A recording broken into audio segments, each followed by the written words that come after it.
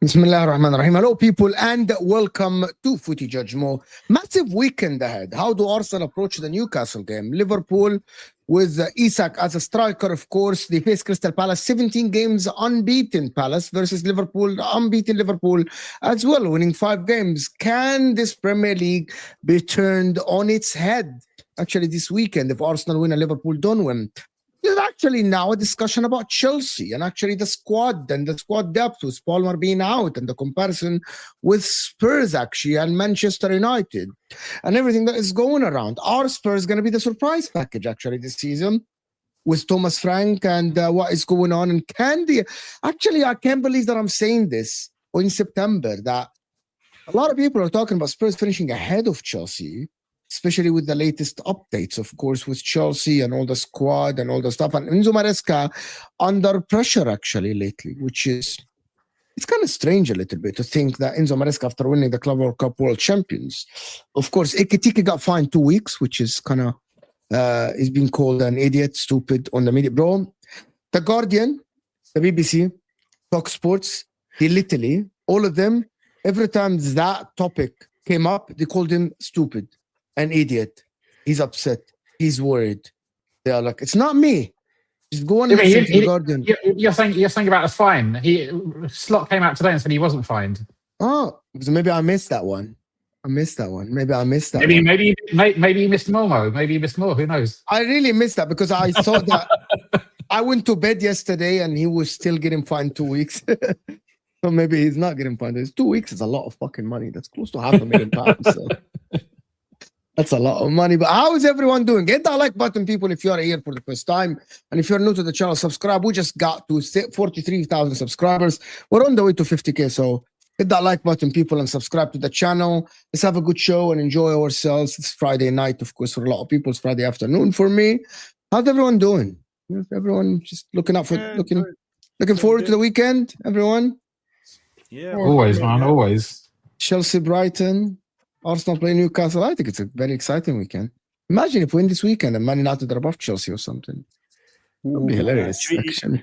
There's a singer called Gabrielle back in the day. She used to sing a song, Dreams Can Come True. So you can keep him dreaming more. You never know. I'm not dreaming, bro. I want Chelsea to do good. You were my second hope after Arsenal to challenge Liverpool, but now it looks far. To be honest, it looks far. Why does it look far? Why? The irony is there's also a Gabrielle song called Out of Reach.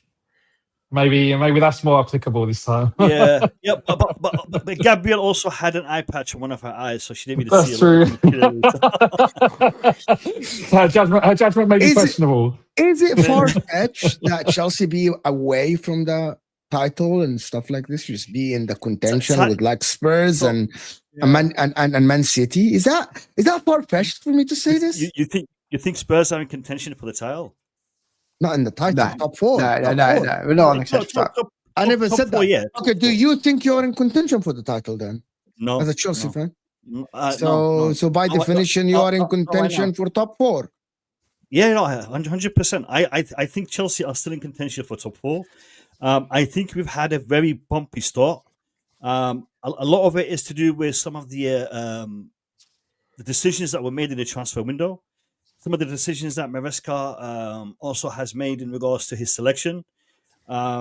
Injuries has played a massive part, and I think the injuries situation has played a big part with all the clubs at the moment, not just Chelsea. Why are you laughing? Because Chelsea fans cannot use injuries. No, can't. I said injuries is something that a lot of the teams are facing right now. So it has opened up the. I mean, if you look at the table, there's a bunch of teams within a couple of points of each other in the I said top 7, top 8. It is quite close. So I think it is still early doors in regards to how the season is going to pan out for everyone, including Chelsea. And like I said, the transfer window didn't really go to plan. I think we spent a lot of money, we bought a lot of players, we sold a hell of a lot of players. But I think we missed out on. Did you make some money positions when that we Chelsea should- sold players? Did you make money personally? No, I didn't make a penny. I Okay. I wish I did. I think we Because all the would've liked the that. Chelsea fans bragging about Chelsea selling players is kind of strange when you're like, you're not making money. No, when we say about selling players, it shows that we are able to navigate within the transfer market. But what's the aim? The issue, The aim should be getting better players. This is the issue more. For us right now, we haven't bought the players that we needed to buy in regards to what Maresca needed to strengthen the squad. The goalkeeping situation is one that we all saw from last season. I mean, Sanchez has a lot of faults. His decision making is a massive one. Yes, he's a good shot stopper, but when it comes to playing the ball, he's making a lot of errors for us.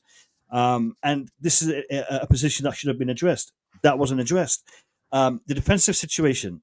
Levi Colwell got injured, and we had time to react. We didn't. Maresca even stated it in a press conference that we want to fix this. We're looking at internal options, but we're also looking at it externally. But it looked like Chelsea didn't do anything when it came to external moves. They were looking at attacking players. They were looking at Fermin Lopez. They were looking at Xavi Simons, Garnacho. They were looking at that option when Maresca was clear in what he needed. So, it's not an excuse, but it's an issue, and it's an issue that we as Chelsea fans are having to deal with from now until potentially the January window, when we might address it. And again, I say might, because it does look like there is a little bit of a rift. And again, this is only media speculation. There might be a rift between Maresca and the board, and things of that. I want to ask you guys for real, and since we have Rakan, do you guys think that Chelsea have a better squad to navigate Champions League and Premier League than Spurs? Because I literally, before the show, I was looking at both squads. And I'm like, I know that it's very hard for you to do Chelsea really have a better squad than Spurs? Especially Spurs. I feel like we've got similar gaps. I feel like we've both neither of us are particularly strong up front, but for different reasons we're not. Like Chelsea have got a very good number 9 when he's playing and he's fit, but I don't see any depth through there. Whereas Spurs have got 2 or 3 okay strikers, but they don't really have anyone who's anywhere near what Liverpool have, as an example. So we're just not in the title race this year at all. I don't see that, like we've already said. But I do think both. The thing with Spurs and Chelsea is there's 3 or 4 positions that we're both light on, and there's 2 or 3 positions we're both overly, weighted on. So we've kind of got similar issues where the squad balance isn't there, but there's loads of good. If you list all the players out on a piece of paper, you go, "Oh, there's loads of good players in there."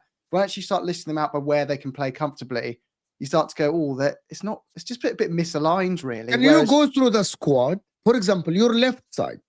Yeah. You know what? You are a Spurs fan. Mo is a Chelsea fan. I'm going to ask Crack. Would you rather have Kukurea and Hatu or Jed Spence and as a pair, or Jed Spence and Udogi? To navigate a season, which one would you rather have? Be honest. Like, I think Jed Spence gives you a bit more solidity, which may kind of tip the balance in a fullback pairing. But I don't really like to look at football like that, because really you're looking at defense, attack, chance creation, chance prevention. Like, we can pick out individuals, but how they play together is more of an interesting discussion and more accurate to how the game's actually played, right? And because in terms of individuals, Chelsea have the more recognisable individuals in most positions for sure. But actually, that's not true. Not in most positions. Recognisable in the sense that because Chelsea, especially in the last few seasons, have been higher profile, and some of these players have been there for a while. I don't think so. That doesn't necessarily mean better. And Thomas Frank's getting a tune out of the players that he's got. That's the most important thing. Okay. And you could argue maybe Maresca is not getting the most out of his squad. Although, and the other factor is, do you take into account the major injuries for both teams? Sorry, like Maddison now is not going to play for the rest of the season. Colwyn now is not going to play for the rest of the season. So you want to if you want to have like a balanced discussion or evaluation of them, at least for the time being, for this season at the very least, you need to remove those guys, and then you can see that both squads have some holes in, like you were saying, and it's pretty close though, and I can't believe that. I'm surprised I'm saying that, because I think a lot of people would have, at the start of the season, certainly would have had Chelsea significantly ahead. They were touting them for potentially making a challenge for the league, and I don't think the season has started out like that, and I'm not sure if things will improve significantly until January, possibly. The two defenders for Spurs are better than the two defenders currently for Chelsea, and it's not only likely to say that, but by a country mile. Like, it's like so far the distance between Chalaba, Tosin, or Achimpong or Fofana and playing Van de Ven and Romero, for example. Like, the difference is astonishing. You talk about Paulinho versus Caicedo, different kind of player. Of course, Caicedo, I'll take Caicedo. Enzo Fernandez had a very good last season. He hasn't started the season pretty well this season, but I'll maybe give him a chance. Cole Palmer is there, but the problem is, if Cole Palmer is not there, it's Buonanotte. That is the massive drop. Now, like Spurs have Xavi Simons can play at 10. You know what I mean? I don't know who else can play. If Kulusevski comes back, I think he comes back in December, if I'm not mistaken. That is the plan. Is December, which is like a month and a half or something, or 2 months. He comes back. On the wings, the options is Kudus. You guys, Xavi Simons can play there. They got Kolo Muani as well. People actually forgot that Kolo Muani was a good player. He's a French international. People forget that. Kolo Muani can play on the left. Kolo Muani can play up top. Richarlison, I'm not the biggest fan of his. Richarlison, I don't like him. Solanke is there. He's injured as well. You look at this and you're like, if Thomas Frank can utilize this team very well, I think it depends on how Chelsea going to manage these next 2, 3, 4 games without Cole Palmer and how they're going to play. Enzo Maresca is under pressure. Thomas Frank is not under pressure. People need to remember, Thomas Frank is not under any pressure at all. It's a free season for him. Enzo Maresca is a little bit under pressure. He's coming under a lot of criticism lately. And a lot of people would tell me that they will take Enzo Maresca over Thomas Frank. And I'm like, just because he won that one game in the Club World Cup against PSG, we're now making him a better manager than Thomas Frank. No, I'd say, like, in that case, you should swap him back for Roberto Di Matteo, because he won the Champions League. So surely that makes him a better manager. If that's the logic you go off for those arguments. So I'm saying it makes no sense. I agree with the Spurs fan. Just so you know, I agree with the Spurs I have seen Enzo Maresca coach good games, right? But if I'm starting the season and I'm seeing Enzo Maresca going back to the same mistakes he did when Chelsea dipped midway through the season last season, well, I'm going to start asking questions again. Was that a fluke? The game you managed against PSG, was that at the end of the season a player stepping up for you instead of you actually coaching a good team? I'm not flip-flopping on him. He's a good coach. I think Chelsea can go places with him. Mo, He hasn't shown me that he will win the league with them, which is the ultimate goal for Chelsea, to be honest. Mo, if you know the PSG game is something that is referred to a lot because purely for the fact that Chelsea were not expected to win that game, and Chelsea winning that game has surprised a lot of people. The thing is this: Chelsea didn't win that game 1-0. Chelsea didn't just win that game. Chelsea dominated and they beat Paris Saint-Germain. We thrashed Paris Saint-Germain. I would put it down to a couple of elements. One, I think Paris Saint-Germain came into that game thinking this was a win in the bag. They weren't approaching it seriously enough. While Chelsea came in fighting for that trophy, and Chelsea wanted to win it, in my opinion, more than Paris Saint-Germain wanted to win it because of the way we actually played the game and the reaction after the game. You saw that Paris Saint-Germain, it hit them in the face. Oh shit! We messed up on this one. We didn't take this game seriously enough, and Chelsea did, and we fumbled it. Now, in regards to Enzo Maresca, is he better than Thomas Frank? Is he better than X, Y, and Z manager? Maresca is new at this role, at this level. Enzo Maresca still has a lot to learn. Enzo Maresca has shown himself to be weak in certain areas, and he has shown himself to be strong in certain areas. I think with time, Enzo Maresca can develop to be a very, very good manager. Is he there? Excuse me. Is he there now? I don't think he is, and I don't think many Chelsea fans will tell you that Enzo Maresca is someone that is up to speed. Tactically, he has a lot to learn. In the way that he motivates the players, he has a lot to learn. In the way that he addresses the players, we heard that he had a ruckus in the dressing room at half time against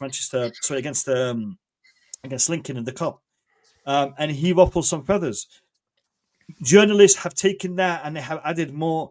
We say in Arabic, they've added more spice to it and tried to make it even more of an issue. I don't think it is. I think Maresca is under pressure, but he's not under the type of pressure that is currently portrayed in the media. I think a couple of good results and things will change. And I'm hoping And a couple of bad results. Oh, Okay. 100%. You guys know? Do you guys know Chelsea play Brighton and Liverpool? Yeah. I want you guys to imagine a situation where Chelsea get 1 point out of the two games. Just imagine that. And by the way, the Chelsea games after this.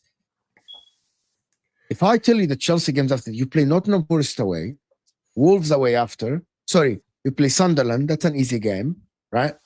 And then after this, it goes to Spurs away, Wolves, Burnley away, and then Arsenal. I see Chelsea I thought that Chelsea would be top of the league by now, actually. Top of the league? Yeah. Yeah, but that's purely down to how he rates the players individually. Because if you watch them throughout 90 minutes, they're not impressive. They've just got good players, but they don't play well as a team. I thought that Chelsea reaching the Liverpool game will be top of the league. They will win 5 out of 5 or even 5 out of 6 and they will draw 1. But does that not mean that you rate their players highly then? You rate their players highly, innit? I actually thought, here is why I think that, because I thought that Enzo Maresca at the end of last season have actually turned the page of making mistakes and inverting fullbacks and not supporting the wingers and not going to the same mistakes. They finished last season strongly, didn't they? Very strong. They were. They almost got all the last 10 games. They won. Correct. They finished the season 7 clean sheets out of 9 games. Yeah, but we said they were scoring goals, and he was he finished the season pretty well. They had that dip, didn't they? I think it was maybe February to April or something like that, or January to March, where they looked. I mean, Chelsea couldn't buy a win, and some of their fans were getting seriously worried. I think it was their top 4 chance at that point were massively questioned. But then they actually got. They got 3rd. No, they didn't get 3rd. Sorry, they got 4th, but reasonably comfortably, I think. But the thing is, went down to last game. They had a good 2 to 3 months, and then since Jan hit, they've been awful in terms of how you watch them play football. They've not been that great, honestly speaking. They've not been that great. if we're talking about consistency and how they've played well as a team, it's been underwhelming with the quality of attackers that you've got, especially in the midfield, and the constant misprofiling of players that Maresca is doing. His substitutions are awful. His man management is not good enough. His timing is not great. Like, I just think with him, his ceiling with this club is only going to be top 4. And people talk about, oh, he finished well last season, bro. He just about scraped top 4, because below that, I think it was some team that finished 6th, or I don't know what it was, but it was 66 points, and I think you guys got 69 or something. Someone can quote me with the specific digits, but you guys were like 2nd not too long ago. And then we've seen Maresca whenever he's bottled big points, he's done it at Leicester. I know he won the league in the championship, but he was 20 points ahead of Ipswich, and then he made it close by 1 point. So at the end of the day, you've got Palmer, you've got Enzo, you've got Caicedo, you've got Reece James. There's a good core in that team to be challenging.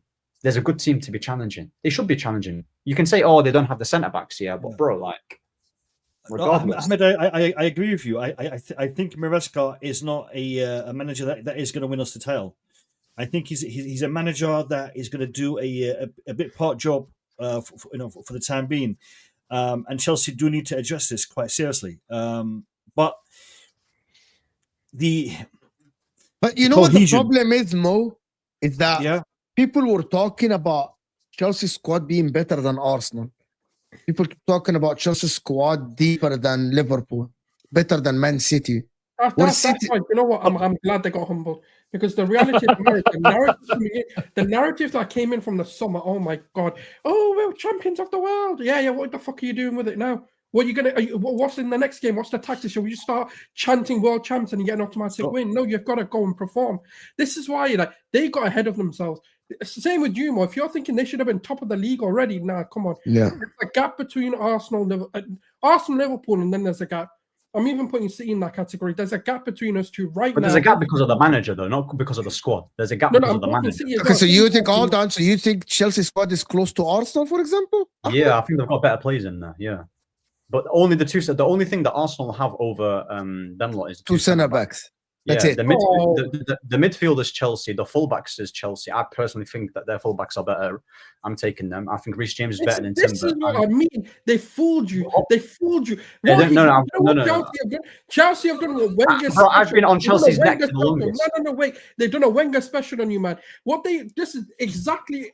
What is a Wenger special? Sorry, I don't know what is a Wenger special. What is a Wenger special? Let me get it. Is this like some kind of X-rated thing, or is it a family show? I'll tell you why.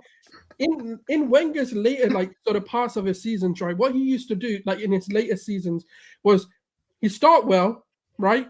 He'd have this blip in the winter, January into whatever, and then he'd go and get top 4 somehow. But then what he would also do is add a cup.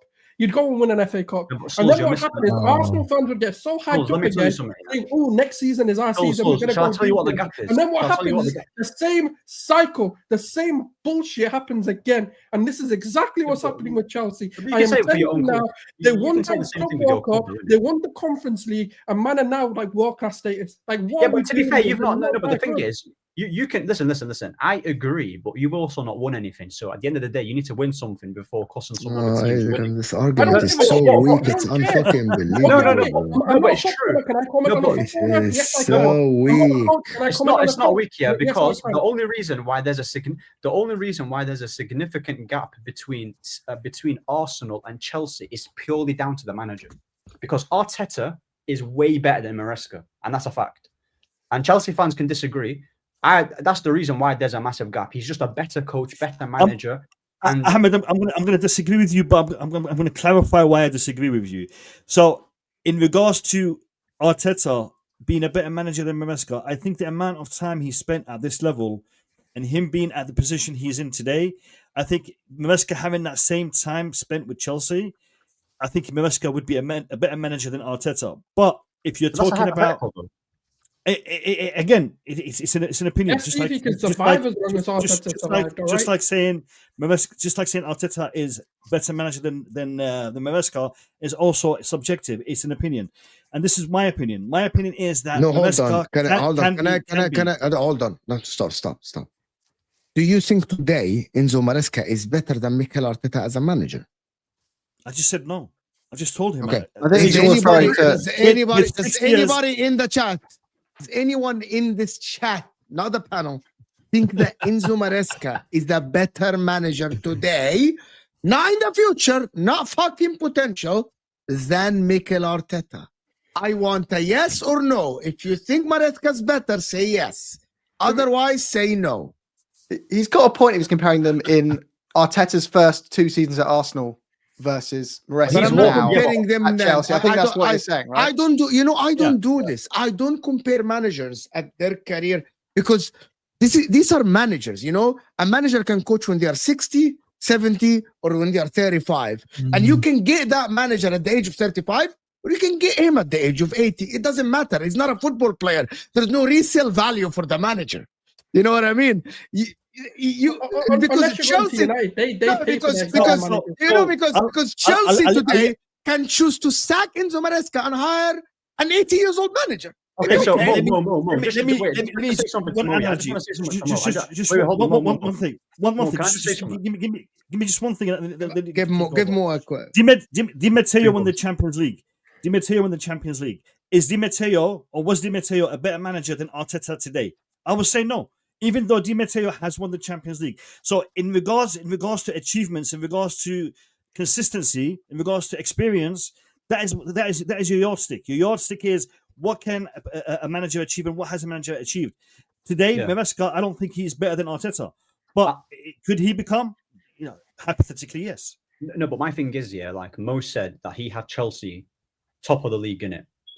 And he's also acknowledged that Arteta is much better than Maresca.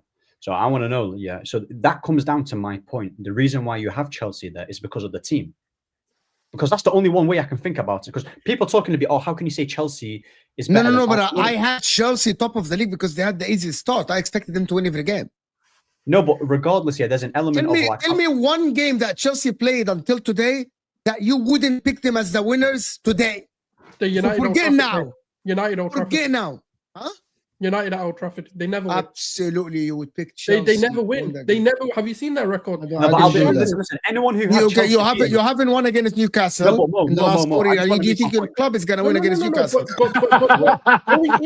No. Hindsight's brilliant. Going into that game, I think it's a tough you think game. you're talking to? No. It's a tough game, 100%. Can we draw? Yes. Can we lose? Yes. I do expect we can do those things. Same way, Chelsea haven't had a good record. So going into that game, them losing isn't out of the realms of possibility. No, but I never said it's not out of the realms of possibility. I never said that. To go and turn that around. I said based on what Man United do and what Chelsea do. You asked, did you expect it? That's the only game where I think they could have had a hiccup.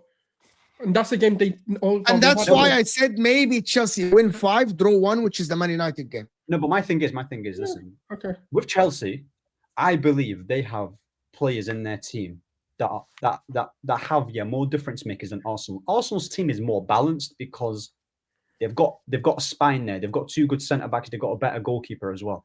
In terms of the fullbacks here, you've got Cucurella, who's one of the best left backs. You've got Reece James, who's the best in my opinion. You've got Caicedo, who's quality. Enzo, who's quality, and you've got Palmer, who's essentially. Inter, you think Cucurella today is better than any left back that Arsenal have? Yeah, I agree. Anyone is better than Calafiori. He's better than Calafiori, and he's better than Skelly. I'll only give you that because Calafiori should come back. And also with Caicedo and with Enzo Fernandez, and you've got Cole Palmer. Palmer as an attacker is better than essentially all of their attack. Right? Now you look at Joao Pedro, huh? Are you mad? Okay. No, but he is. This is why I'm so glad they're getting humbled. Because I'm not a Chelsea fan. Players are better, the institution's better, the kids are better. You're old and you're not understanding the point. No, it's mind blowing. What are we doing here? If they're better, then perform. Bro, I don't think Scholes listening. Did I say Well, hold on.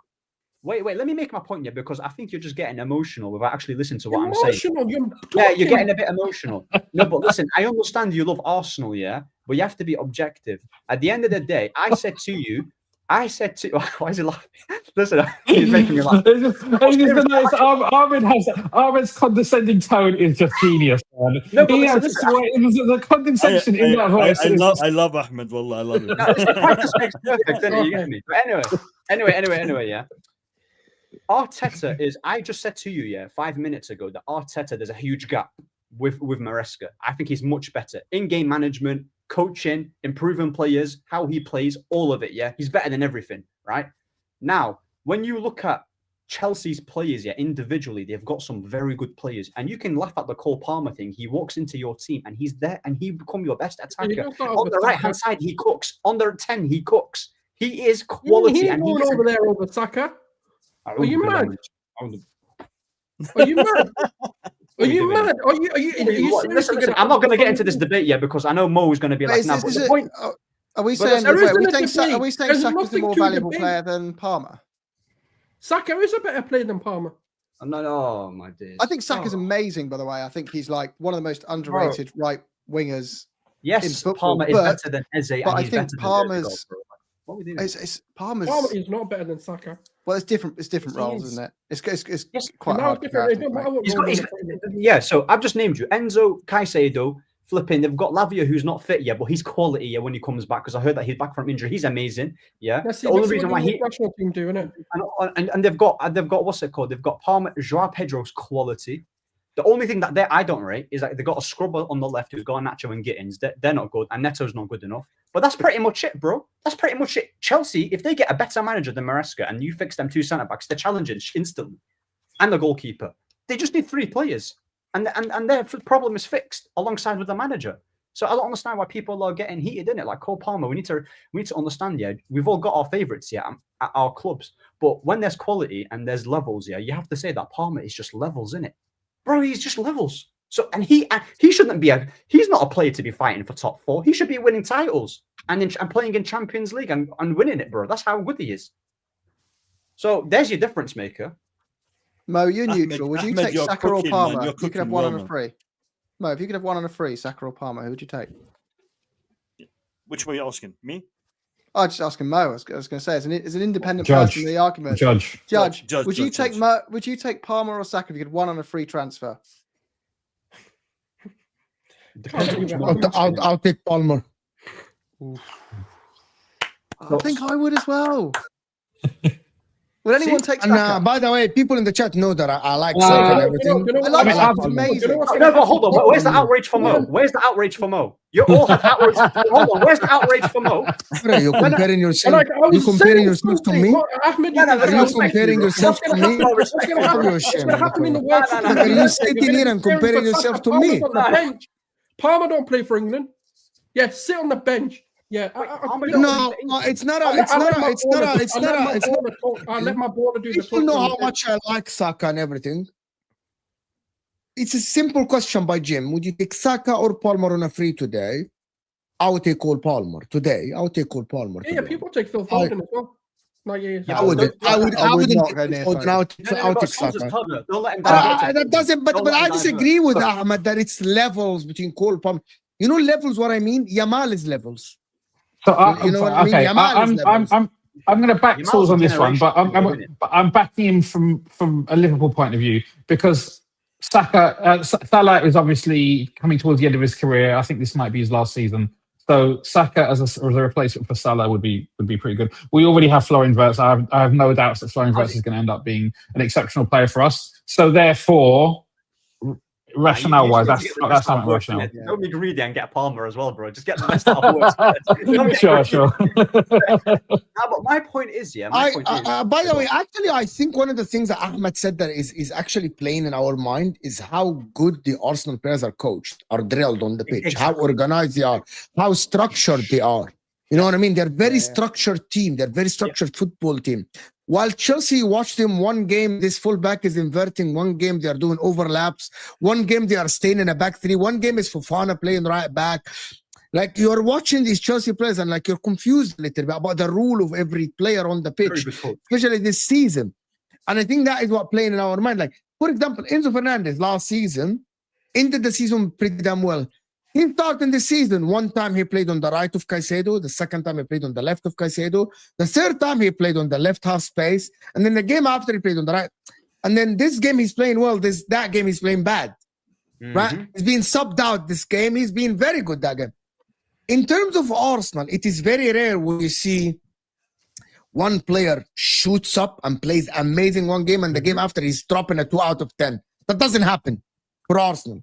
It's steady Eddie for all of them. The players give you 7 out of 10 or 8 out of 10 every single game. It's steady performances. So you can analyze them very well. You know, Chelsea is very hard. The only player that the most of the time I'm watching is good is Cole Palmer, more times than not. You know what I mean? Even the likes of Pedro Neto. People 1 week say Pedro Neto, oh, he's improving. The week after, the guy, the fucking bench player, bro. Give me someone better. You know what I mean? Like, that's the problem with Chelsea. You know, the most consistent guy is Kukurea as well. Kukurea is very consistent. You know, he doesn't do anything out of this world, and he's not bad. Consistent player. Reece James, people say, oh, he's injured. Oh, by the way, he dropped a stinker today. Oh, he's playing amazing. He's the best right back in the world. That's the difference. That's coaching, by the way. That's structure. That's plan. That's a game plan. That's a system. You know what I mean? And I think that is what plays in our mind. That's why I say Arteta for me is levels above Enzo Maresca. I mean levels as coach, as a coach. And you've seen 2 versions of Arteta. You've seen him attacking, in his earlier season, in 2022-23 season. You've seen him attacking and cooking teams. Now you see him in a more pragmatic way. Yes, Arsenal fans don't like it, but it shows you, that he's able to switch it up in it. I know it's not ideal for what Arsenal fans want. He pressed Real Madrid on 1-3 and then he defended against Real Madrid 1-2-1 as well. He beat Madrid, He beat Madrid and I didn't expect it. He beat Madrid and wasn't it that Gabriel didn't play? It was Kivior who played, no? Yeah, it was Kivior and Moreno up top. Yeah, bro, you're telling me it's not coaching when he can get rid of Gabriel, who's their best centre-back, and just slap Kivior and still slap Madrid. You have to give credit to Arteta, innit? As much as I banter Arsenal. Yeah, you have to respect his coaching, innit, bro? He's a top manager. Don't forget, we have Moreno. Mr. Hussam says that Enzo Maresca is above Arteta. Yeah, but Hussam's chatting nonsense, innit, bro? You get me, bro? Hussam's just chatting nonsense. I'll be real, bro. That's my guy, innit? But bro, listen, he's chatting nonsense, mate. Yeah. Hey, no way he's taking Maresca. Let me do this. TJ, big up, my friend. He's saying Chelsea had the easiest start of any of the big 6 and already dropped 7 points. That's what I said. I was fooled by Chelsea, to be honest with you. I was fooled by what happened in the summer. And I have to admit that maybe I'm wrong. If Enzo Maresca, I'm telling you guys, by the way, Enzo Maresca will be under immense pressure. I decided on your last pod, Mo, with the Chelsea fans, you don't remember? I was telling him, you have a squad capable of the title, but the reason you won't keep pace with Liverpool and Man City and Arsenal is because they've got coaches who are capable of winning a title and you don't. That's the difference between you guys. Enzo Maresca is a good coach, but I have seen some weird stuff like, bro, subbing 2 players in minute 4 because you panicked and you want to play back 3, bro. That was crazy. Who is around you to tell you, like, this is wrong? You know, sometimes you have advisors around you, assistant coach, like, bro, can you just calm down a little bit? You know what it is? You know, if he had, like, messed up and, like, you could... No, he looked like a man that saw a ghost in that moment. He just looked like he lost all, like his soul left his body when that red card happened. Like, it's just crazy. How can you panic that much? Like, I don't think he panicked. I think he's just a coward. What he did, he was afraid. He was afraid to lose that game. Okay, so look, I'm a Chelsea fan, and I can say this. I can say he was a coward. He was a coward for what he did, and I said this on my channel. I've said a lot of Chelsea fans who are honest will say to you what he did in that game was cowardly. Okay, you have a player who is injured on that pitch when it's pouring down with rain and he's got a groin injury. You left him on and you took off one of the most flamboyant players in the squad, Estevao. Was Palmer injured at that point? Palmer was injured before the game. Palmer has been carrying this injury from before the game, and he knew this. He knew this going into the game, and you saw the conditions the game was going to be played in. Okay, and you still played him. So, in the last stream that I was on this channel, someone, I can't remember his name, he said Palmer FC. Chelsea is Palmer FC. In Maresca's mind, that might be the case because he is forcing it. He is forcing it, and that is not on, because if you are risking one of the best players in the squad, some will say the best, I will say one of the best, in the squad in this kind of game, you're making a massive blunder, and that is what I'm talking about in regards to his experience. He is not experienced enough to manage at this level. Will he get better? Will he improve? Time will tell. I think he has the potential, but will he do it? I don't know. If Chelsea want to challenge, and I agree, Chelsea do have a fantastic squad, but for them to actually win anything, they need to have a good manager, and I don't think Maresca is that right now. And I think that is what we need to address. If we are going to challenge, we do need to improve in that position, in that management position. So that's a big say, but that's you saying it's very big. It's my opinion. Like I know not all Chelsea fans are going to agree with what I've said, but everyone has their own opinion, and everyone can say what they want to say. But this is mine. I think what we can say is, look, the Club World Cup was obviously a good victory, and I think Maresca showed that he managed that particular final game very well. The tactics that he set out were winning tactics, and actually PSG, once it was 3-0, it was pretty much game over. I think PSG pretty much had given up at that point. But if we look at across his body of work at Chelsea, there are significant question marks. Like there's periods where Chelsea have dropped points in silly games, where they've gone on losing streaks, and they're not. He's not reliable as a manager, and whether that will change it in time, and whether it's difficult to say. Who knows? But I think there are significant question marks, and I don't think many of those question marks have been erased by what we've seen this season, and certainly I don't think we're erased by even what we saw in the Club World Cup. Also, winning a cup is totally different than winning a league. Yeah. You have to have that consistency. Winning, setting up your team to face Paris Saint-Germain in a one-off game is going to be a lot easier than trying to beat Paris Saint-Germain in a league. Okay, so yeah, I agree. We could face Liverpool tomorrow in a one-off fixture. In a tournament where we've had 3 or 4 days to prepare for that particular one game, we might get a result. But then come and beat Liverpool with that same manager, with that same team in a league, it's not going to be as easy. So it's all about managing expectations and managing the perception of the manager himself. We'll see. I think we'll see about Chelsea, to be honest with you. But I think Chelsea will actually be in. I'm gonna title my video "Chelsea in Crisis" if you lose to Brighton. I'm just telling you people. Chelsea in crisis. Win Stanley and Stuart Derby, isn't it? It will be painful. It will be painful. If Chelsea don't win, it's kind of strange. Guys, sure the past 2 games. No, they beat them in the league last season. I think they actually lost. That's. The home game, that was when Palmer scored 4 goals in the first half, right? That was the... I remember the 6-3 or whatever. Oh, the 6-3 game. Guys, keep in mind, Brighton has only won 1 game this season so far in the league. Yes, Man City, but their form isn't been so great. So, and how many games you've won? We've won 2. Okay, so just saying. You're just saying they won. They've won 1. We've won 2. So we've done. Mo, can I ask a question? Mo, can I ask? Go ahead. Where's your hammer? Where's your hammer? Oh. I don't see it. I haven't seen it for a long time, man. Hammer, you even lost it. How can you be a judge? Oh, there we go. There we go. Look at Thor. That's the judge I know and love. The Egyptian Thor, bro. There you go. It's right there. Going to the Arsenal thing, and how do Arsenal approach Newcastle is a big thing now that is happening now, and everyone is asking this. Do they attack Newcastle? If Arteta, so let me ask you guys, if Arteta defend this game and approach the game defensively a little bit and win it on transition, will people criticize him for this, or would you give him credit for actually beating Newcastle away from him? No, we don't give Arteta credit. That's not allowed. Don't victimize it. We just pick them up. We just mix them up. Come on.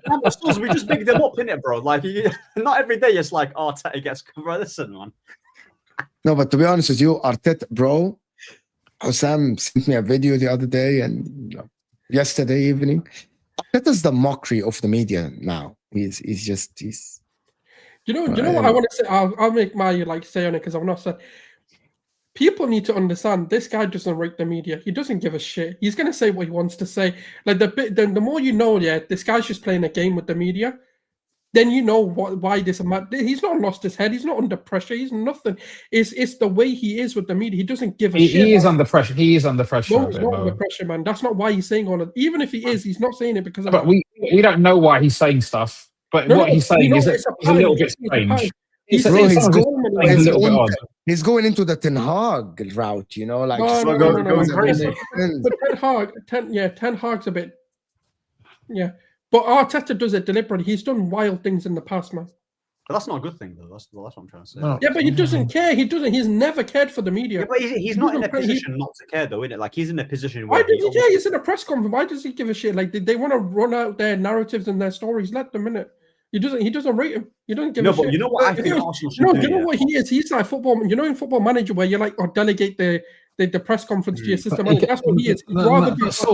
We've seen how angsty he gets, especially in post-match press conferences where Arsenal haven't got the result. When he said people were coming over the PSG, all the members of the PSG bench, like, you don't come and say stuff like that if you're not a little bit antagonised. You can't start saying that CEOs and football directors are calling you up randomly in the middle of the week, telling you dominated Man City and was magnificent. Like, no one comes out with that kind of stuff voluntarily, right?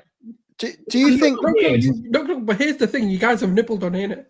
But do you think Arsenal won the league? You can't say that that's normal, and the fact is we're nibbling it. You asked us you're saying that he doesn't care. But that's it's a little bit weird of a weird thing to say. So if you're going to say weird things like that, okay, one explanation is he's just a little bit eccentric, he's a little bit weird, he's a little bit crazy. That's fine. But the other explanation is that some of the criticism he's taking, he's trying to fight against it by using the top CEOs and sporting directors are supporting him and saying how magnificent he was. I choose to believe the latter. I think if you had to ask me, the way I see it and the way I've seen his press conferences, nothing surprises me, nothing shocked me because I've seen this before. I've seen him say things like this before, not because he's under pressure or anything. He just says it. He doesn't care. Like the reality of the matter is this is how he is. If you go and analyze all of his press under pressure, even when things are going well, he's been saying things like this for a long time. Even when we finished second the first season, when we've been competing and stuff like that, where his job is secure, even when he signed a new deal, like, that's just the way he is. That's how he's always been. No, I agree. It's not because he's under pressure. I think you're right. It's not him being under heat and acting weird because he's under heat. But I think he is a bit of an odd. He's a maverick type character, and that doesn't always work in Arsenal's favour. And I think he's a good enough coach to win a title with the right squad. He is good enough to do it. But I equally think if Arne Slot or Pep Guardiola had the same time at Arsenal and spent the same money, they would have won a lot more already. But I still think Arteta's a great coach who can win stuff at Arsenal. I want to caveat with that. I can somewhat concede to that point, but what I do also want to say is my biggest problem with the entire project to start with was you can't have too many novices across the board, and that's kind of where the problem started to come. Where Eddie, you see it now. Look at what Bert has done in a single transfer window. Bert has never done that. No, sorry, Eddie's never done that. And but that's also not fair because Arsenal weren't in the financial position to do that. They weren't. You didn't have Champions League football for such a long period of time. Of course it matters because you need to be able to finance the rebuild leader. You'll be spending on Declan Rice if you're getting back-to-back seasons in the Champions League. But I'll tell you why. Because we had cleared our debts off. The Cronkies came in, full ownership, cleared their debts off, which meant we can spend more. It was this choice. Even when we had Champions League, he didn't spend the money. That's the reality of the matter. He did not. He refused to spend the amount of money the Cronkies were willing to get to. Okay, but just because he doesn't spend all the money doesn't mean that supports your point. All that means is that he didn't spend all the full amount of money. But the fact because he didn't know how to. But the way that most of these things work, it is a step-by-step process. Under him, we don't have this kind of transfer window ever under Eddie.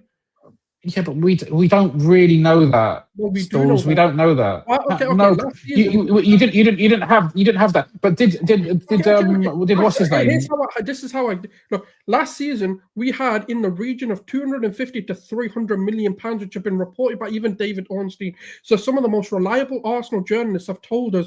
And guess what we did? We got Moreno and Calafiori. Why? Because this guy can't get Sesko over the line.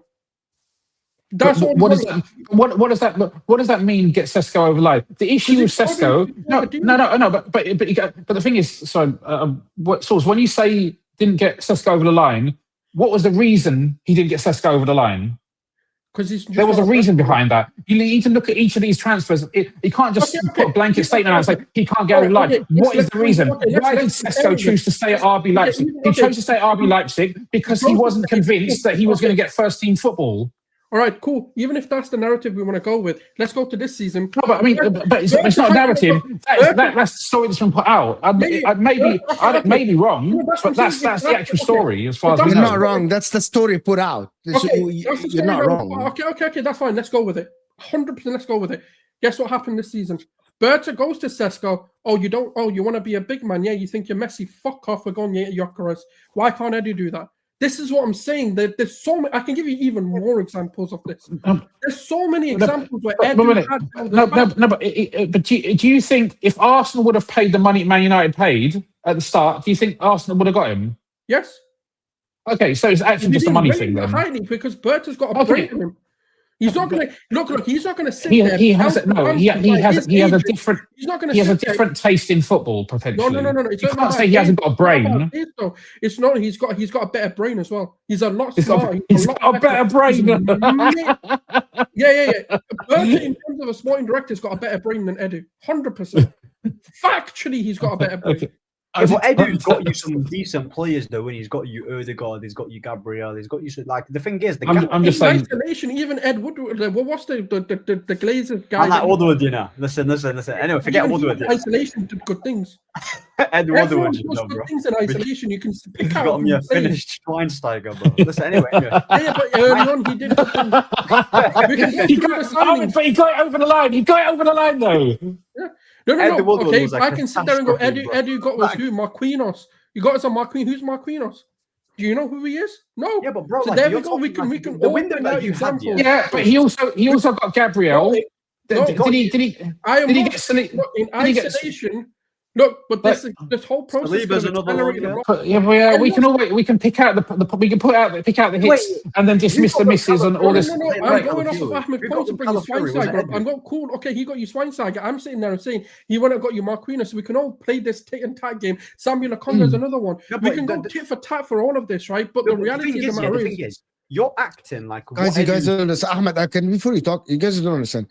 What Souls is saying is a very good defensive mechanism about where the project is at. And I'm being serious. The more I hear, especially Souls, right? He's my friend. The more I hear him talk about the Edu, the more he's convincing himself that Edu is the reason why we haven't won. Because the alternative for this is questioning the manager and the players that are currently at the club. Because that is the alternative for this. You know what I mean? By the way, I'm going to tell you something. One of the things that Liverpool fans did when Michael Edward left and they started questioning everything but Jurgen Klopp's tactics. He started questioning everything but his utilization. Most of them, you remember, Rak, most of them asked, okay, why we're not questioning Jurgen Klopp's loyalty? So we are like, oh my God, Jurgen Klopp is not him, it's FSG. We're talking about one part, but what I'm saying is Edu did hold the project back. Because if you're looking at the last season where we have actually been good, where we've actually been good and players want to come to us, he's still not able to get it done. Look at his single came under him. It's not yet because he was here where Arteta got the football. So my thing is, how can you? No. He was good for what we needed, but the project would have accelerated a lot quicker if we had someone like Berta instead. What you can't. Okay, this is the point I'm making. Either you sack Arteta or you sack Edu. One of them had to go. You can't have Richard Garlick, who's only been doing football at this sort of executive level for about 2 years for West Brom. You can't have Josh Kroenke, who's more of an American football franchises than he is a footballing guy. You can't have him running the club. Then on top of that, you can't go get Vinay, who's never done a role of this into magnitude before he came to Arsenal. You can't then go and get Edu, who's been the only job he's ever had is a sporting director for Brazil. That's it. What see your pattern he here? got you the centre back, and you guys say who's the best in Gabriel. No, not a single one of these exec are experienced in any way. Okay, so what then happened? No, but let me finish, because then you guys are going to say like, oh, yeah. Can we get other people to talk as well, Jim and Mo as well? Like, so what my point is, right? You can't have a whole series of executives. Not a single person in here has any ounce of experience. That's the reason Arteta's also been able to get away with murder. That's why he's been able to call the shots, do everything in his way, and the Havertz thing doesn't go question. Going and getting other players of this magnitude don't go question, because there's no one there to question it. Edu's a yes man going along with what Arteta wants. That's where I have criticized it. I go so Edu went with what Arteta needed, but Edu is the problem. Okay, let me clarify. Are you hearing what you're saying? Okay, let me clarify, because let me clarify that point then, right? So Arteta is a yes man, but the problem is every time Arteta has asked for a certain player, he's gone and got him a second-rate player. He wanted Vlahovic, he got Jesus. He wanted Lisandro Martinez, he got Zinchenko. He wanted, and I know you don't always. Okay, I hear what you're saying. I'm not saying you always get your first team, by the way. I'm not saying you get your first choices all the time. But what I'm saying is, if, for example, we had gone and got those level of players, like people have said, don't get Sesko, get Gyökeres, right? That was the narrative this summer. You don't get Sesko if you're in a win-now situation. You need to go get Gyökeres. If we had Edu actually, even to this day, you start negotiating with United. You might need it to get Ekitike, to be honest with you. Get Ekitike, whoever. Big up the panel. Win-now striker. And Feet Judge Mo himself. Thank you, Fonzie, for always coming up with the jokes. Jamal is saying, souls don't lie. Sesko didn't join us because Leipzig wanted 90 million euros and Berta and Arsenal didn't want to pay. Did I just not just say that? I said they didn't want to pay it. When Rad asked me directly, I said we didn't want to pay the money. I started asking the question about how do Arsenal approach Newcastle, and we reached to talk about Edo, which is... where it started, where this whole Sesko thing started was his agent went to Berta and acted as if he was like the Messi of football. Like, we don't know that, Matt. How do we know? What is the Messi of football agents? What does that even mean? I don't know what that means. Yeah, but the thing is, Souls, the way how you're saying it. We're gonna move on from the Edo and the board thing. Can we just talk because bro, listen, it's just that Souls talks about Berta like he's Lewis Ocampos or whatever that guy is in a minute. Yo, I'm telling you, Berta changes lives. Oh my god! So guys, what's the conclusion here? That Arteta's not very good? Is that the conclusion? Or I'm joking. I don't want to start you off again. I mean, everyone's they should do I'm just giving you the scenario of it. I'm just giving you what my version of the truth is. No, but Arsenal should do what Barcelona did in it against Newcastle. That's what they should take the game to the minute. Bro. Yeah, 100%. All right, well, let's get into none of this, bro. Mo, I'll be honest here, bro. Yeah, Newcastle, like they've drawn 3 times this season. Yeah, cool. They don't have Isak. They still got a good striker in Voltimo. Yeah, but I think Arsenal, what they should do, is there's no point giving an advantage to Newcastle, who is at their ground. The fans are going to be up for it. Let them have possession. Let them create chances, and them sitting back. For as good as Arsenal, does it depend on the Liverpool result the day before? I don't think it should. I don't think it should depend on what. Forget about Liverpool for it. I don't think it should depend. I think with what Arteta should do, he should go for it. Go for it, bro. Go for the attack. Honestly, attack them, because I think they can get something out of their defense. They've got Eze. They've got Zubimendi, who's good in the midfield. They've got good, decent creators in there. So I think they should go for it, bro. None of this. To be honest with you, I actually hear what Ahmed is saying. Arsenal should not fear Newcastle's attack with Anthony Gordon, Elanga, and Voltemada, who's very static, slow. He's good, but he's slow. He's not Alexander Isak. I'm thinking that Arsenal should actually be able to attack Newcastle. It's all about the midfield. It's all about Bruno Guimaraes. It's all about Sandro Tonali. It's all about these guys. I'm not sure if Odegaard is back or not. It's just like we're yet to see. He trained today and he's training tomorrow. By the way, what is your expectations for the season in regards to Arsenal? Where do you think you guys are going to finish? What? Oh no! No, I'm really interested to know because if you don't save first on the back of all these top class performances, what I mean, do you if you guys heard need me to- waffle what- for what you- about the last 10 minutes, you know I'm going to I've heard you waffle, but to be honest, it was very hard to get the picture. So Oh yeah, we're winning the league. I've been saying it. I'll always say it. I said it last season as well. I Yeah, he will thinks always he's back gonna- my team to win the league. Yeah, he's So- going to back it.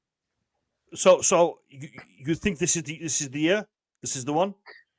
I think this is the best opportunity we've had. Yes, No, but that's the safety answer, though, isn't it? That's a safety answer. You can't but just that's say the safety. answer. But what do you want me to do? Change my answer? I can't change my. No, opinion. no, but don't say the diplomatic thing. Just say what you feel inside. innit? in my Yeah, opinion, Be, like, be the way that honest. I see it- Be honest to yourself and tell me what you honestly think you guys are going to achieve this season. Are you favourites for the title in your own eyes? We should be, but I think we've got a better chance of winning the Champions League than we do winning the league. yeah. We're just more set up for a cup than we are for the league. But I'm backing my team to win the league still. Because I feel there's going to be a moment that switches in his head that he realizes he just needs to let the handbrakes go Hold on. and just See, absolutely Don't go. ask. Look, are you favorites to win the league? Are you Yes. the best team in the Premier League? You think your Joint- team is joint better best. than Yeah, yeah, Liverpool? joint best. Joint Yeah, yeah. best. So you think you and Liverpool are equal in terms of strength and everything, and coaching and everything? Yes. Fantastic answer. What the It's heck are great. we doing, mate? Honestly. Beautiful. Because I'm not Beautiful, saying that we're beautiful. clear. Even if I say we're better, I'm saying you have to we're like understand it. No. a What hair. do you difference, mean? if What do you anything. mean? He asked. You guys asked him. He answered. The answer that you guys don't like, it No, no, no. doesn't. It in his mind, we can actually break Yeah, it but down. we accepted, we accepted that Souls probably thinks in his mind he's going to do a double. Like, the thing is, Souls is going to back his team in it. He's going to back his team regardless. But, No, because there is back in your team, and there is. but Okay, let me But ask Momo, you something. Jim, you- hold on. Jim, what do you think your team? What do you want your team to do this season, Jim? What do I want or what do I expect? What do you want your team like? How do you back your team this season to? I don't think finishing fourth should be treated like a massive surprise and overachievement. I think Spurs are capable of getting fourth, but I also feel like we're most likely to finish fifth this season. See, guys, it's very simple. He's backing his team to finish fourth or something like this, but then realistically, he's expecting. Souls is saying that he's expecting his team to win the league title because he thinks he's equal to Liverpool. but that's It's very the thing, simple. isn't it? I don't You can understand see- this. You can believe something. But do you want him being- to sit here and say we're not winning the league? We're no, inferior I to don't- Liverpool. We're listen, shit. I We're want you to garbage. Obviously, I Is just that gave what a you yes or want? no answer. I can't No, give you but rationality to Souls, why I let me think just. that. No, but Souls, Mo, he's going to back his team regardless. Yeah, I have no No, issues. I have with him backing reasons. his team. No, Yes, he you has can have- reasons for it. Okay, but you can listen. You can have reasons, but if we're all being objective and we take our bias aside from the clubs, and we'll focus on Liverpool, Liverpool's team and manager is just superior. Okay, let's say You have to Konate be gets honest. injured tomorrow. Let's say Konate gets injured. What now? Okay, let's say, bro, what if it rains tomorrow, bro? Like, what is this if buts and maybe? Like No. that? But You get me, bro, like- Okay, my rationale. Okay, that's what I mean. The rationale. Okay, what if your centre back gets injured then? What is your Well, rationale well, behind this? Mine. Yes, of my, course. My rationality is this: the 11. If you're going to go 11 for 11, if you're going to go starting 11, best 11. Yes, Liverpool are better, but where we have the difference and where I think we kind of overcome that is we have a better bench and we have better options. When Who's the going to depth- play more, your bench or your 11 in week It out? Your depends though, 11. because the So it amount doesn't of games matter that about we the have, squad. rotation is needed. Yes, rotation is needed, but you need to kill the team first with the first 11 Yeah, that you no, have. Can I tell you absolutely. So guys let's how just- fragile just- your opinions are? If Liverpool don't win against Crystal Palace, and Liverpool, by the way, they play Crystal Palace away, they play Chelsea away, and Arsenal win against Newcastle and win their game after. Well, I don't know who Arsenal play after, to be honest with you. I think I just We play checked it. Newcastle Arsenal and play Liverpool. they play West Ham, right? If Arsenal win these two games and Liverpool don't win and they're equal on points, everyone will change their opinion. Everyone. I'm not changing. Everyone, all the here's- pundits, everyone will even change then, their like, opinion. here's the thing though. Like when you're talking about it, obviously it's going to be if buts and maybes. There's going to be scenarios in there, but the reality of the matter is, right, is that where I rate us higher than Liverpool is that we do have more options to change games as well. We have different ways of like kind of attacking games. You have as the well. deepest and squad that's in the kind of league. why. Liverpool don't do need have to the change, deepest innit? squad, You know why Liverpool don't need to change too much with their squad? Because they finished the game off. Let's ignore injuries. Salah's going to AFCON. Okay. That has a big impact on them. We don't have that sort of. And They've even still if we got other do, players other than Salah, bro. Like, they've still got no, other players. but they're not of the level of Salah though. That's what I'm It trying doesn't to have get to at. be. They score goals everywhere. No, but whoever plays for Salah isn't So Salah. Buzzlight just literally There's a scored a big drop off. screamer. So Buzzlight is the one that scored a screamer against you, and that's without No, but Salah doing he's not going to deputise for Salah. That's what I'm trying to get. Last time Salah went, look, none of each season and each scenario needs to be taken its own merits, and we won't know until it happens, right? But last time Salah went to the AFCON, we won all our games. Doesn't mean anything. It doesn't mean it's going to happen this time. We may lose all our games this time, but we can. I think people will see that we can. By that time, our front line will be more bedded in. We have. It's not like we've only got Salah to rely on. We have Verts and we have Isak and we have Ekatike. Hopefully, they'll be more bedded in. They'll be more accustomed to the system. Rio, although I don't want to put any pressure on the kid, and I wouldn't mind necessarily if he hardly played any minutes for this season. The fact that he's come on and made an impact, and Cody Gakpo proved last season that he's a good player and can score in big matches and win us points, means I think we're well equipped to do without Salah for a few games.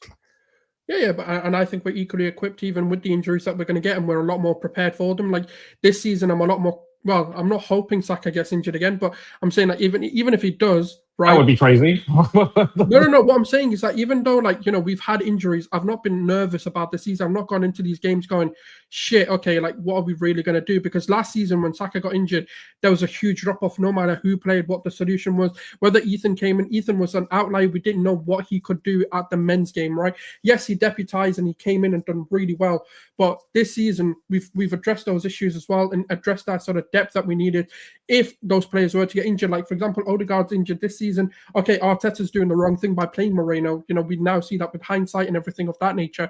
But we've got Eze, we've got Ethan, we've got other players who can actually play in that position. That's why for me, I'm saying we're on par with Liverpool this season, because we do have that opportunity that even if we miss those players, there's not a huge drop-off in terms of me being nervous about going into a game. I can still go into the Liverpool game, even if Odegaard's injured, and still be just as confident because we've got an Eze, because we've got Ethan, because we've got other players. Yeah. I want to go on. One thing, I just want to comment on Rockstar. Rockstar says play Canate and Uncle Virgil every second of every game. If they play every second of every game, then they're going to be injury free the rest of the season. If they're injury free for the whole season, I have no doubts. Yeah, Virgil van Dijk can walk through games. I don't have any concerns about Virgil van Dijk. And if Canate plays every game of the season, that means he's not going to be having injury. I'm happy about that scenario. Absolutely happy. I want to say one thing before Mo gets in. Mo, can you please hold the hammer up? The judge. Yeah, right here. I want to ask you for a verdict, because Yeah, a statement was made, and I want to see how accurate the statement was. He said that Arsenal are on par with Liverpool. I want to have your verdict. Do you agree with that statement? What's your judgment on that statement? No, absolutely not.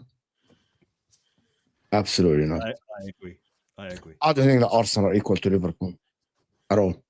I think Liverpool have more of difference makers than Arsenal. I think Liverpool have the likes of Isak. I'm convinced that Ekatike is better than Eucharist, maybe because Arteta is not using Eucharist correct. I believe that the difference makers at Liverpool that can win them the game when they're not playing well is more than Arsenal. I think the majority of the games that Arsenal don't play well, they will not win. They might draw because they have a very strong defense. But I think even if Liverpool don't play well let me just give you an example. If Liverpool don't play well in 10 games, I believe that Liverpool will win 8 out of the 10 games. If Arsenal don't play 10 games good, they might win only 5. Okay? Because of the difference makers. That is what I believe, to be honest with you. That is my belief, to be honest with you. I will back up Arsenal a little bit, and I've said this for a while. Look, can I is it okay to read the super chats a little bit? I don't know what is this. Rams wanted to join the stream, so I can't say no. To be honest, it's because of souls. That's the only reason. KJ saying Arsenal scouts wanted Kvaratskhelia and Edu got Marquinhos. Yeah, Edu's brilliant, man. Edu's talent ID is right there, man. Right there. Absolutely. Edu ignored the Arsenal scouts about Bruno Guimaraes, Kvaratskhelia, Isak before big moves. Went to Porto and got Vieira instead. That's why you like Edu, because you got Isak. That's why you like him. Yeah, no, the Isak thing was also different, right? Like, yes, how much did Real Sociedad want for Isak at the time? When Newcastle signed him, when Newcastle signed him for 60 million, no one else was in for him because no one thought he was worth 60 million. That's the problem. That's exactly the problem. Again, we're rewriting history. we're not We're writing rewriting history. Before, We're writing before we do No, that, If it was big up the clear people, cut, if it was clear cut, then we'd close at people going for him. the catch see up what guys, I big mean? up, of course, SV and Jay from catch up guys. Go and support the guys. They're doing fantastic and just had an actual amazing show before this social. Big up. Thank you too for always being here for us, and go support their channel, guys. The catch up. It's very simple. It's the with a 3 instead of an E, so it's absolutely easy to find. So go and support. And guys, can we get the likes up a little bit, guys? Hit that like button. We're only in 150 likes. Let's get the likes up. Actually, wanted to switch the topic to Liverpool a little bit, but I wanted to touch on Spurs before we go to Liverpool. Is that possible, guys? Is that possible? No? Why? I'm joking. I'm joking. Why are Spurs like? What's the reason? I actually looked at Spurs fixtures. I believe that Spurs can cause a little bit of havoc in that top 4. We're gonna go to Liverpool because the last topic. But I believe that Spurs could coach. Go ahead. Are you leaving? No. I just, because this is I something respect that to Jim, and Jim is here, and I don't get Jim like a lot of times here. I think Spurs are actually can cause a lot. We get like 5 minutes on Spurs, and then we go back to Liverpool. I was going to talk about Spurs. Well, Yeah, go ahead. Go ahead. if you don't mind me, Jim, I've been very, very impressed with Tottenham Hotspur this season. I said this a couple of weeks ago more on your show, actually. Personally, for me, I think Tottenham will finish 4th this season. I think they're going to be my surprise. Well, I wouldn't say surprise package, but I think they'll be a little bit of a shock to everyone. I said this when he first came in. Thomas Frank is like a match made in heaven for Tottenham Hotspur. The way that he plays, he can adapt to certain situations. I think against the top teams, he'll be a bit of a problem. We saw it with Brentford, but he can also play some really good football, and his sides are very, very, very efficient, which is what Spurs kind of lacked under Range. I think they were a bit too gung-ho, a bit too... 4th ahead of who? And there has to be City or Chelsea. So I was flip-flopping between City and Chelsea, but I think it will be Chelsea, because I said the reason why they'll drop off is because of Club World Cup. And the fact that City signed Donnarumma, whilst he will concede some goals for them and some points, he'll also save them points as well. So I'll go for City as well. And the way they're playing as well is a bit different, which I'm a bit surprised about. So yeah, I think it'll be Tottenham, City, Arsenal, Liverpool. I've been very, very impressed with them. Very, very impressed. And the signings they've made, very, very, very top quality signings as well. Wow. Wow. If that happens, if Jim, your section, Jim. Yeah, so I switched to No, look, section. I think, look, our own fans downplayed the quality of the squad this year, saying, 7th or 8th is where we're going to finish. But that was all a big hangover from the whole Ange argument, because it was so divisive in our fan base. You were either you loved the guy or you couldn't stand the guy and you wanted him out the football club. And that period's passed now. The dust has settled. And I think when you look at the squad depth, you go, look, Liverpool and Arsenal are in a league of their own this year. I think those two are the best. And then a close third is Man City. They've got a brilliant manager and Pep, obviously, and players across their squad that walk into Tottenham's. But then I think the best of the rest is Chelsea and Spurs. And I think even though I think the squads are very comparable, I feel like there's not loads in it, but I think I would hedge my bets on Thomas Frank over the course of juggling a squad across multiple competitions over Maresca to just kind of get that last little squeeze out of it. And I think Xavi Simons, already what we've seen of him, I think whichever club signed him put themselves in the favourite position for 4th in the transfer window. And look, we didn't rip him off Chelsea the way they took Willian off us at the last minute. That's all just media made up stuff. The reason we got him is because Chelsea needs to raise funds and kind of backed out of it at the last minute, and we were the next best option there. But I think he's going to be what could potentially limp us over the line. Spurs are already playing quite well, and they don't have a lot of key players. We're missing a lot of very important players to our squad already, and we're still getting through games okay and still having to leave senior players off the bench because we can't fit them in. So I think Spurs are, I think 4th is my expectation. The of fact that everyone now have Chelsea. Like there is a lot of people that are having this sort of conversation. The thing Chelsea have though, it's that thing they just have ability to get things over the line even when they're having bad years. And I know it sounds stupid. It's not a tangible thing. But even when Spurs and Chelsea were both mid-table mediocrity clubs, Chelsea always beat Tottenham. But we're ruling went out 16 Newcastle from years this without beating conversation, huh? Everyone ruling out Newcastle from this conversation. First 11-wise, Newcastle could arguably have a better first 11 than Spurs when everyone's fit. What they don't have is depth to compete across in Europe and the league. And that's where I think they're going to struggle a bit. If they still had Isaac, I think it's a different story. But this year, I just think they're going to languish a little bit behind in the league because they're going to have to focus so hard on the Champions League. But they're not far off. They're not far off, and they've got a brilliant first 11 that are on par. But everyone here having City third, right? Like it's third, and that's about it. Like City are going to be third or second, or Hey, uncomfortable conversations. They could drop further. in my opinion. like there is no question about City like being in contention. Oh, no, there can be questions. There definitely can be They'll get questions. top four comfy. Yeah, no, Comfy, they'll I get don't- comfy, but they might. I They don't might think, get. I don't think it'll be comfortable. I think that they'll get top four, but I think it'll be a struggle for them to do it. The current form hasn't been so great. I think it isn't beyond them. No, they could even potentially get top three, but I think they need to turn things around and they need to start performing better. They haven't really been the City that we know, so I think Spurs, Chelsea, City in that third, fourth place. I think it's two spots that will be divided between those three. I think that's a fair way to assess it. Yeah, but they had their worst season and they finished third last season. Do you get me? Yeah, cool. They've got injuries now, but bro, like they've got players in it. They haven't, and that's why I'm not ruling them out. Did that game against Arsenal? Did that game against easy. Arsenal not show? For someone who's mentioned about his lack of adaptability, that game against Arsenal not show you that he can actually adapt. That's the first time I've seen it in it. Like fair play. So with Pep here, bro, I think top four. Like, I think he'll get that. It reminds me of. Pep's a different maker. It reminds 100%. me of. It won't be easy. It reminds me of Chelsea in what season?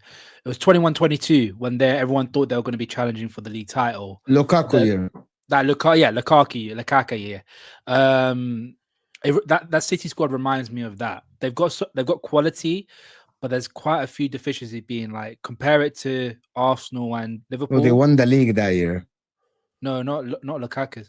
No, sorry, No. The Chelsea team. The Chelsea team that Reminds you of Man City. No, the Chelsea team that finished third. That's what this City team reminds me of. That team. But it was challenging at the very start, but then they sort of fell away near the end of the season, and it was just basically between City and Liverpool at that season. I think it's going to be the same for them. They've got quality, no doubt about it. The direct style with like Marmoush and people like that, it suits them well in Haaland. But I'm still have question marks about that defense, man. I really do. I think They defended well against Arsenal.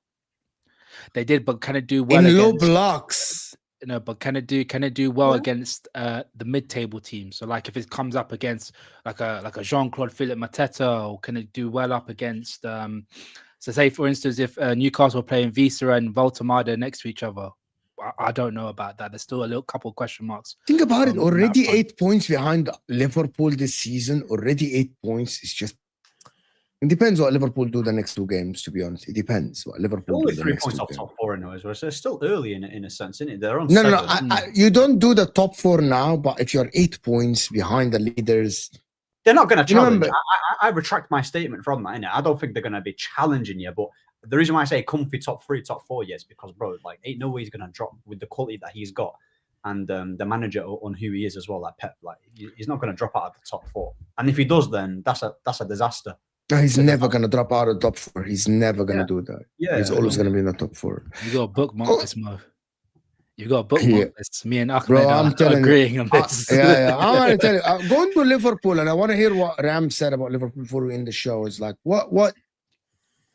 Why did you want to join, number one? Because Souls was talking a lot of stuff about my club, and obviously the Edu stuff. Obviously, we moved from the Arsenal talk. It was mainly the Edu stuff, but when he started talking about my football club, about whether we have the quality of players when Salah goes off to AFCON, I think he's really underestimating how good of a coach and manager Arne Slot is, and how good of a tactician he is as well.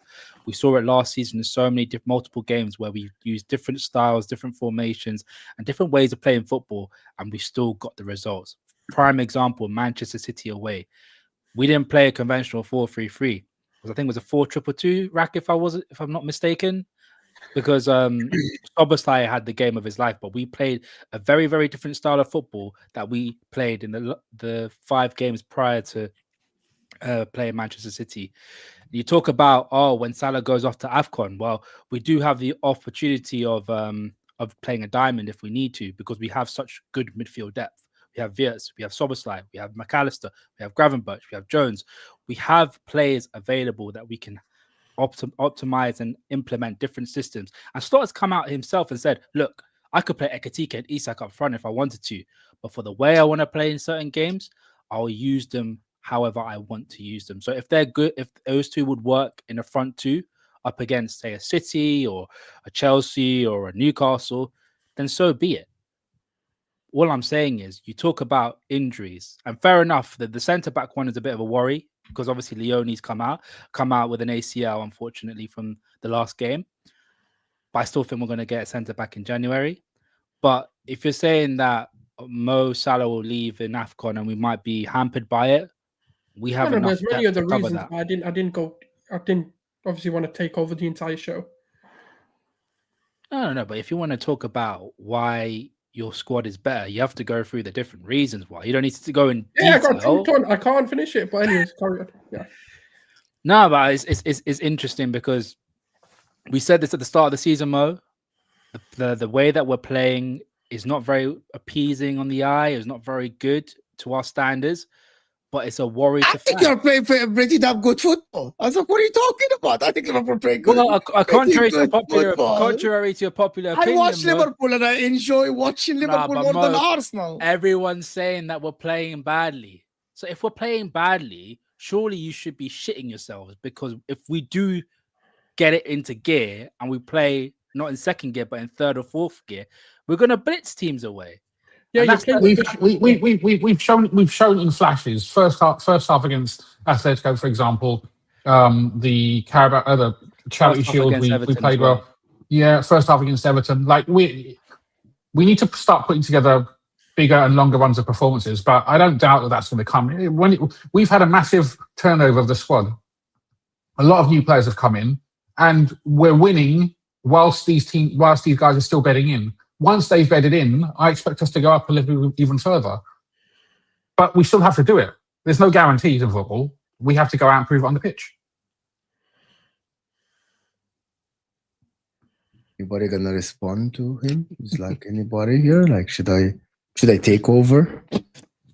Like, just to be honest with you, I'm just gonna say something about this Liverpool team. I genuinely think that Liverpool haven't clicked yet. Wirtz is gonna come good for Liverpool, and he's gonna start playing good. Having Alexander Isak is something that people don't realize how massive that is for your team.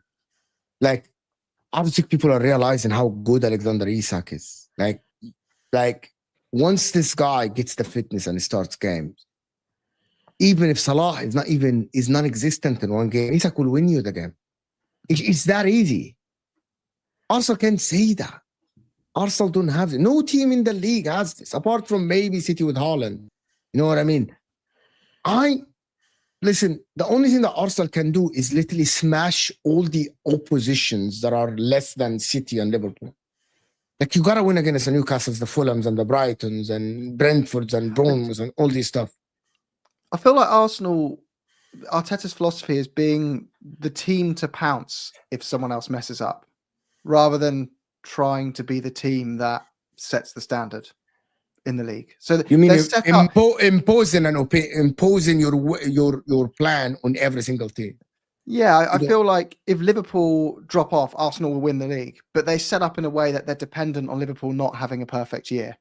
And that's the way they go about seasons. And that will happen. Like, Liverpool will have seasons that they drop off. And also, Liverpool are capable of Arsenal are capable of winning the league.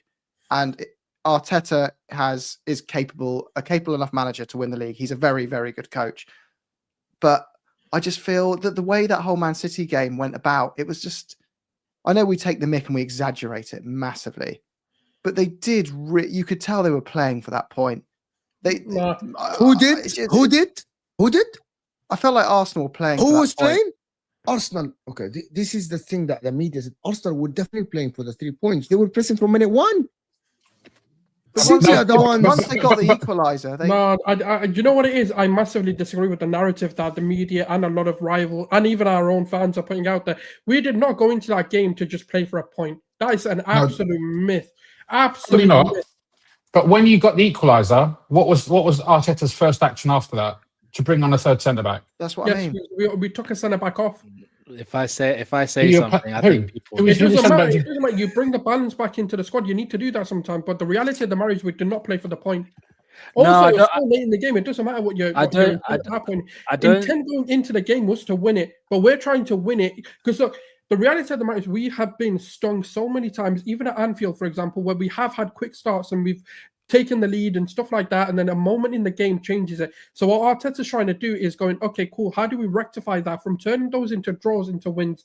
And that's what he's doing. He maybe has over-engineered the solution, but the reality of the matter is he's trying to keep us solid, kind of keep us and also trying I've never heard that called over-engineered a solution. I've never heard that phrase in football talk before. That is a mad one. Bro, do you know what Arteta did in this game, he over-engineered a solution. Okay. I think as in he overthought the process in it. Like, so he's over-engineered it. Like, he didn't need to. This is going to be the new thing. But all the fans are going to come up with the newest slangs and the newest. It's not even. It's a common phrase. It's a common phrase. Basically, common phrase that none of the panel heard it before. That's not common phrase. Soz, I'll say this. I know. Before Jim, I know you gotta go. So I know you have to go. Big up, Jim. Also, Spurs guys in the description. So go and support Jim. Great content if you're a Spurs fan or you're a rival fan. Go support the guys at also Spurs. They're donating out their time for us. Appreciate you, Jim. Thank you so much for joining. Always pleasure to have you. Pleasure, Jim. See you. Big up, Jim. See ya. Bye-bye. Mo, we touched upon this on Sunday, and I think what I'm gonna say, Soz is not gonna lie. The reason why I don't think Arsenal played for the draw or played defensively or whatever. I think they're just not very good at attacking. They're not as good as they say. Yeah, I agree with you. They're not good. They're not good at attacking. The style of play is very much pass, but there's no real intent. There's no real intent. You're not. Is more or less trying to.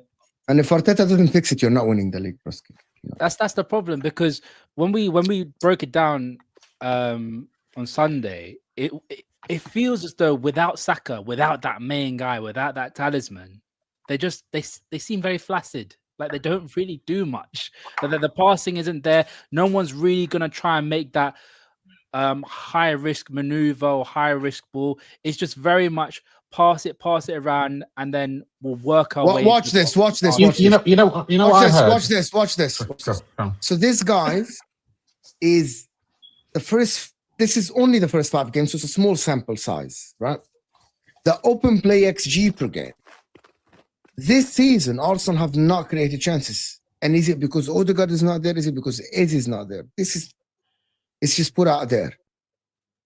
If Arteta doesn't fix the attacking phase and actually start creating chances, he's gonna end up being like last season. You draw a lot of games, you don't lose a lot of games, you draw a lot of games. It'll end up being the same. I just want to bring up something. So I don't watch a lot of Liverpool content. It's just not. Some of it I don't find particularly interesting. I'm going to tell Osam as well. Yeah, I'm gonna tell No, but a lot. I said I'm not. I don't watch a lot of Liverpool content. I didn't say I don't watch any. Sam's my guy. Also, I'm on a Sam's show, so it'd be stupid. Not this narcissistic. I'm watching myself or anything like that. You know, that'd be a bit weird too. I appreciate the support, Rack. I appreciate the support. I'm just saying in general. No, because I always find it more interesting to see what other people are saying about you. So, also there's a little bit of Schadenfreude. Like if I'm watching United podcasts and things like that, you know, like Stretford Paddock and all this kind of stuff, and they're all crying about stuff. Sorry, Ahmed, I just had to say it. So I watched the Arsenal Vision podcast this week, and there's some smart guys on there. They try to be quite balanced, right? And they said, look, we played both Liverpool and we played City. And what these guys kind of decided to do to some extent was say, you know what? Arsenal, you have the ball. Arsenal, you have the ball, and if that's their and the reason why potentially that may have been a legitimate tactic by both those teams is because they don't believe that you guys are really going to hurt us. That's kind of a bit of an indictment. No, 100%. And look, this is why I said he's over-engineering the solution. Like, the reality of the matter is, right, and I'm going to keep saying it because the reality, that is just the reality of what he's doing. He's galaxy braining a solution here. Like, he's just kind of going off this rocket science. But here's the thing. For some reason, he really can't let go of what Odegaard does for the team in terms of his press, in terms of, you know, winning the ball high up and stuff like that. He just, for some reason, that part of Odegaard's game, he's trying to replicate in another player, which is Moreno. Now, people may think Moreno's a DM. He's never been a DM for us. He's more of an attacking-minded player. He's obviously played as a striker, but even in the system that we're trying to play, he's more of a hybrid 8-10 than he is anything else. But that's where the problem comes in, is that you then need to surround everything like that with a bit of creativity. You have to trust the defense to be able to do what they need to do. And put a bit of fear. When Eze came on, that's the reason City started to sit back a little bit more, because what Eze was doing was shoot first, pass forward, pass forward, pass forward. Like, everything was just attack, positive. And that got Pep thinking, crap, okay, we need to start solidifying this draw. Because until that substitution was made, Pep was more willing to actually play football with us and actually keep the team and keep the system, keep everything the same. And then as soon as the Eze substitution came on, like 10, 15 minutes after, you started seeing centre-backs come on, like, you know, more like solidifying the 1-0 really. And that's what Arteta needs to get in his head. He needs one. He can't have this three constantly playing. In certain game phases, it may work. It might have worked at Anfield. I actually say Anfield's probably the only place where I agree to play this game. This midfield at Anfield is probably the only place that it made logical sense. Plays the same midfield again. Last question of this show. Then he's asking for 345, isn't he? Like, I don't know what anyone wants me to say. Like, if he can't see after, well, we played it against Bilbao, we played it at Anfield, and we played it at City. Neither three did anything positive. Now, what he needs to do is, I hope to God someone strapped him in a chair and made him watch the Barcelona game. That's all I want him to watch. For the entire, from today to Sunday, just keep watching that Barca game and tell me where the physicality is in that Barca team. There isn't any. So what my point is, you can play Eze. Eze can, you know, bully a Joe Linton. Well, but you don't have De Jong and Pedri. I don't care. Exactly. No. That's not the point, though. That's not the point. Okay. Let me say maybe another way that people understand. We have gone for the past sort of 3, maybe 4 seasons to St. James's Park and tried to set up physically. Yeah. And guess what's happened? We've never yielded a result. We've got a draw at best, at the absolute best.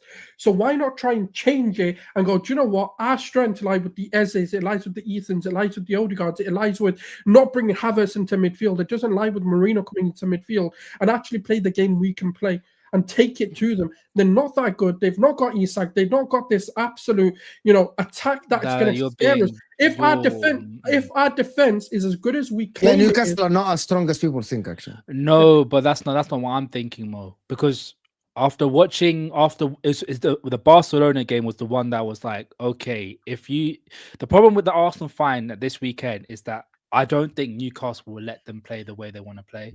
Newcastle will go all out for all the big games. They will just go fully all out just to try and win that game. I saw it at Newcastle. I saw it firsthand with my own football club. Obviously, there was something behind that. But the Barcelona game was like, no matter what you do, no matter how hard you try to play your football, these guys will press you into oblivion. They will not let you have a sniff of the ball.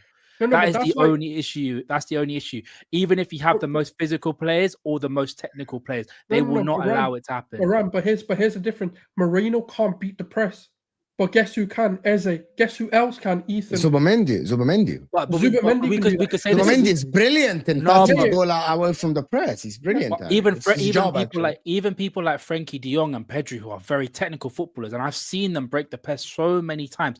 They couldn't deal with Joe Linton and Bruno Guimaraes in that Champions League game. I have not seen a team nullify the likes of those players. What the difference is, though? Our defense is much better than Barcelona's. Barcelona's defense isn't as good as people think. Also, Barcelona were stupid. They played on the halfway line, bro. They could have been like 3-0 down in the first 10 minutes. Like, that's why I say that there's certain comparisons you can take, but then there's certain. It is easy to press a team that is so compact like Barcelona from the halfway line to the 18 of the opposition, because this is where they play with the ball.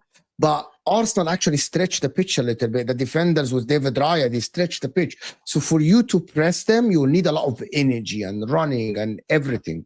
That's You know the what I thing, mean? They will do that. They will do that. They will do this for 20, 30 minutes. Max, you can't do that more than I this. You thought that for can't. Barcelona. They did that. Barcelona, they did it for 30 minutes. No, minutes. when they came back after half time, they did it for another 20 minutes after half time. That's what we're saying. It's like a 20-minute spell or a 30-minute spell. They can't do it for the whole. It's impossible. That's what you do. You wear them impossible. down, but you need the players who are going to keep them thinking that there's a threat. If we have Moreno, Zubimendi, Rice, they're already knowing that, okay, there's not much of a threat. Even if we stop and slow down our press, it's fine. But if you have an Eze, you've got a Martinelli in front of him. Very spot on. It's a very spot on comment, to be honest. But also, at the same time, Arsenal players need to believe that they're going to Newcastle to win. Arsenal need to believe that when they go to Newcastle, they are the better team. And they win the game. It goes both ways. It goes both ways. Like Liverpool cannot go to Crystal Palace thinking, yeah, well, Crystal Palace haven't lost in 17 games. It's hard. No, Liverpool need to go thinking that we're the better team. We have the upper hand here, right? We should be winning this game. That's a mental thing. That's a preparation. That's the mental preparation of the game. But listen, I want to thank everyone that joined us. It's been a good day for content. Actually, we did MHF was good. We did this was very objective and actually very good. Actually, discussion with Mo, Ram when he joined us, Rak, of course, always brilliant. Gunnar Souls, of course, and of course Ahmed. Tomorrow, guys, we got MHF and a Footy Judge Mo later in the evening after all the games, of course, with a brilliant panel for you in the evening tomorrow with Bilal and Ahmed and other people as well, Ziad and maybe Jimmy Spliff as well. We'll see what happens. I think results tomorrow will decide a lot about people's minds, about Chelsea, about what Arsenal will like. I know Arsenal play on Sunday, but City as well. If City play Burnley, I'm expecting them to smash Burnley. To be honest with you, they play Burnley at home. But before we leave, guys, the Blue Lounge is in the description. Mo's channel, Talking Chelsea. He has a show live in 20 minutes. So go and support Mo. It's simple. It's called the Blue Lounge. Brilliant content as always. I watch them all the time. They kind of like, I have them in the background and I'm like driving. I'm doing something. They actually do great content there. Very objective about Chelsea. So go and support the Blue Lounge. If you guys haven't subscribed, of course.